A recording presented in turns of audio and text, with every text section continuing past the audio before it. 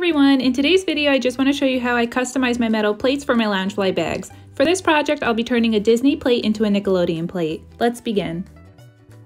First things first, I actually want this plate to stay purple, but I am going to go over it with a paint pen because I want to cover that word Disney, and I'll actually also be covering up the word Loungefly just so I can make sure all the spots on the inside of the letters are the same color as my paint pen.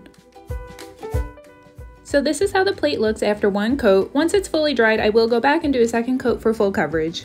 Because the lettering is 3D, I'm actually going to use this glitter nail polish because I find it helps camouflage the 3D aspect of the word, and in the end it just looks better. In the past I have gone in once before with an electric metal file to grind down the lettering, and I just feel like the payout isn't worth how much time it takes to do, so this is my preferred method. Next I'm going to go over the border that was originally gold and paint it yellow, since I'll be turning this into a SpongeBob Nickelodeon purse in a future video. I should also mention that I did already film an unboxing video where this exact purse is included, and my original intentions for this bag was to turn it into a corpse bride purse that would match my backpack that I previously made. However, my directions changed since then, so whenever I do publish that video, just disregard that notation. So far so good, now let's move on to the words. Using as much of the original Loungefly lettering as a guide, I'm going to go over it with the yellow paint pen with an extra fine tip. I have another metal plate in my hand just for reference for the font, and I'm not really worried if I make any mistakes since I can always go back and fix it with the purple paint pen. Now we'll take a look at our progress and then we'll move on to the top part.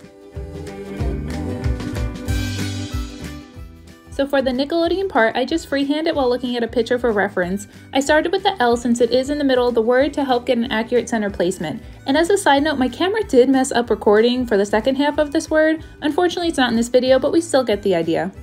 This is how my plate's looking. It's definitely giving me SpongeBob vibes and will go with my fabric really well. Now on to the last step, which I'll be using a clear gloss spray as a protectant for our custom plate. I generally use a combination of plastic bags and painter's tape to shield the Loungefly bag for when I go to spray it, and I always make sure I do this part outside for ventilation purposes. So this is the protectant spray that I'm using. It does come in a satin and also a matte finish, but I definitely prefer the gloss for my custom plates. I generally just do one layer, however if you want to do more, that's completely okay. After it's fully dried, I'll take off the painter's tape on the bag, and at this point we've finished our customized plate, so let's take a final look. So what do you think of the outcome? As an alternative, you can always just leave the plate alone, remove the plate completely, or replace the plate with a pin that matches your bag's theme. I hope you enjoyed this video. Don't forget to like and subscribe, and until next time, bye friends!